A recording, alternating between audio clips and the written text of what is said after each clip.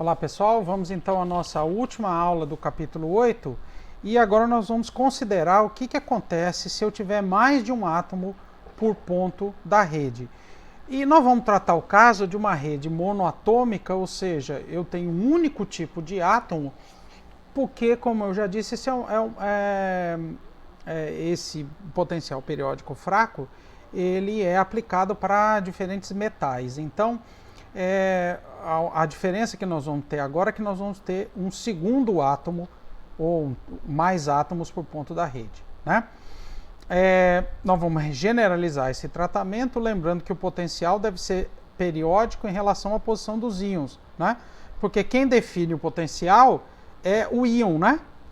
Então o íon, que é o núcleo com uma certa quantidade de carga positiva, é que gera o potencial periódico. Então a periodicidade é em relação à posição dos íons, né? Então, se a gente considera uma base formada por íons idênticos, então por isso que é uma rede ainda monoatômica, colocada em posições DJ, o DJ aqui é como, em relação a cada ponto da rede, como é que eu populo os diferentes íons, nesse caso, todos iguais. O potencial, então, terá uma forma geral assim, né? O U de R é uma soma em J, uma soma em R, o R em relação ao vetor da rede direta. O potencial depende, então, é o potencial de R em relação à posição da rede recíproca e a posição absoluta, então, do íon, que é dado em relação à posição da rede direta, não rede recíproca, né?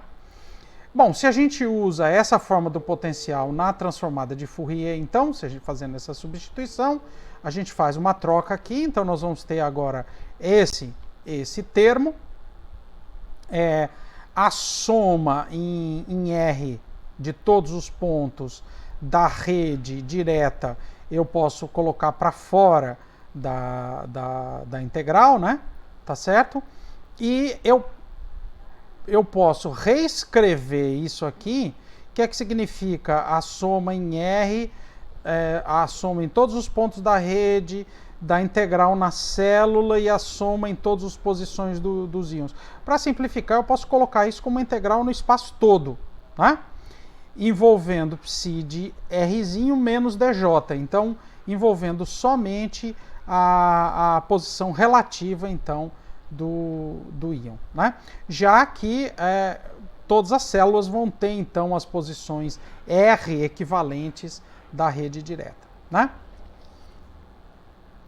Então, tá aqui, eu posso passar a somatória em J para o lado de fora, e se eu reescrever, fizer uma mudança de variável e chamar de R' igual a R menos DJ, então eu vou ter aqui, seria só uma mudança de referencial, né?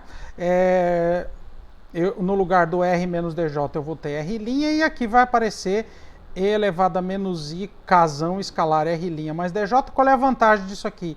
A integral vai ser em dr', onde era dr vira dr', e a vantagem é que eu vou poder passar para fora, né? Então tá aqui, a gente pode passar para fora o E elevado a menos IK escalar DJ. E aí eu fico com dois termos. Um que depende de uma integral espacial e outra que é uma soma. Veja que nesse termo aqui não tem o R, né? Então essa aqui é uma soma somente envolvendo as posições relativas dos íons que compõem a base desse nosso material. Se a gente lembra de capítulos anteriores, quem é esse termo aqui? É o fator de estrutura, né? É o fator geométrico de estrutura, que é como eu populo cada ponto da rede direta do espaço, não é isso?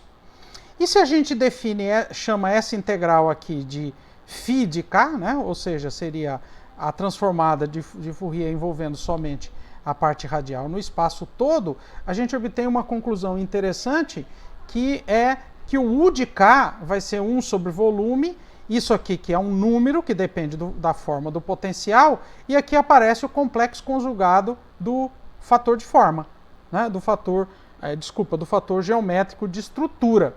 Então agora o U de K passa a depender do fator geométrico de estrutura. Isso tem algumas consequências interessantes. Primeira delas, base que produz fatores de estrutura zero tem algumas bases, né, que podem produzir fatores de estrutura zero para certos planos de Bragg. Porque o fator de estrutura, voltando aqui, só depende de qual é o vetor K, né, e como são ocupadas essas posições em torno do ponto da rede. Então, é uma coisa geométrica mesmo. Então, para certos planos de Bragg, eu posso ter um fator de estrutura zero? Posso. A gente viu lá atrás, em difração de raio-x, que isso significa que picos de difração que vêm desses planos são ausentes, né? Então, quando o fator de estrutura é zero, isso anula, então, picos de difração que viriam pela interferência desses planos definidos por esse vetor de onda K, desse vetor da rede recíproca K. E a outra consequência importante é que se o fator de estrutura é zero, o U de K também vai ser zero, o que significa que nesses planos de Bragg, que não produzem picos de difração, também não vai haver desdobramento dos níveis de energia associados a esses planos. Então, como o U de K é zero, os níveis de energia em torno desse plano, né, aquilo que a gente viu nos capítulos anteriores, né, a interferência do potencial, como o potencial aí é zero, vai ser basicamente os níveis de energia vindo das bandas de energia do elétron livre, né? Então essa é uma consequência bastante interessante, bastante importante. Isso tem um efeito importante para metais de estrutura HCP. A primeira zona de Brillouin é um prisma de base hexagonal. O fator de estrutura para a face hexagonal superior e inferior são zero. Então tem alguns metais HCP. Lembra, a gente tem que pôr, o HCP na verdade é uma rede hexagonal, né? A estrutura HCP não é uma rede de Bravais, mas a gente pode descrever a estrutura HCP como uma rede hexagonal com uma base, né? Tá certo? E quando a gente faz esse tipo de descrição, o fator de estrutura para a face hexagonal que fica ao longo do eixo da pirâmide, ela é zero, né? Isso faria com que não haveria desdobramento, pelo menos em primeira ordem, né, dos níveis de energia que cruzam então esses planos de Bragg. No entanto, na verdade, o que acontece é que existe sim um desdobramento, mas por um outro efeito, que é o fato do elétron ter spin e dele interagir com o momento angular, que é o que a gente chama de interação spin-órbita.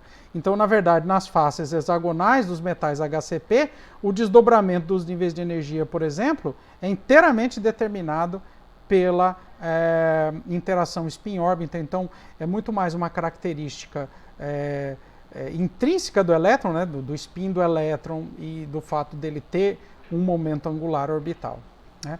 Então é isso, pessoal. Com isso encerramos, então, o nosso capítulo 8.